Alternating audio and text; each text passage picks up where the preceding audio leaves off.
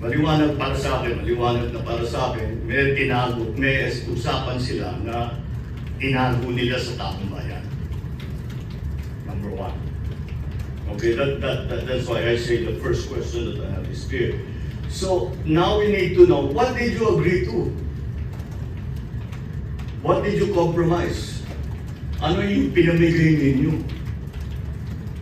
Bakit nagagalit sa atin ang mga kaibigan natin sa China dahil hindi kami sumusunod? Ano yung dapat namin gawin? Anong laman ng secret agreement na yan? At pangatlo, bakit secret? Pagka masagot natin yung tatlong yan, magiging mas maliwanag yung issue. Hindi ko nga maintindihan, very experienced lawyer si President Duterte.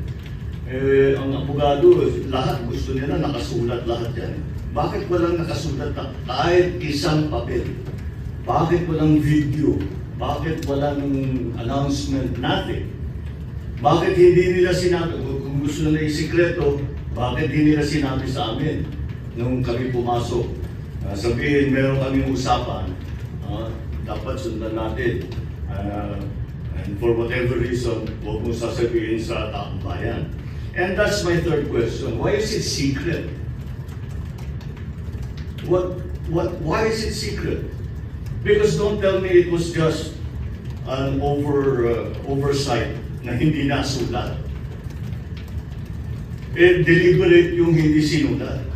Deliberate yun. That was decided in the last administration that we will not record this. It was decided in the last administration we will not announce it to the Filipino people. Therefore, it is a secret agreement. So, you should, can you please, I ask members of the all our media, can you go to the former officials in the Duterte administration and ask them who were the cabinet secretaries, who knows about this? What was the process that happened? Paano nangyari ito? Kung talagang nangyari. Kasi sa akin, in my mind, meron talaga silang secret na patagok na usapan.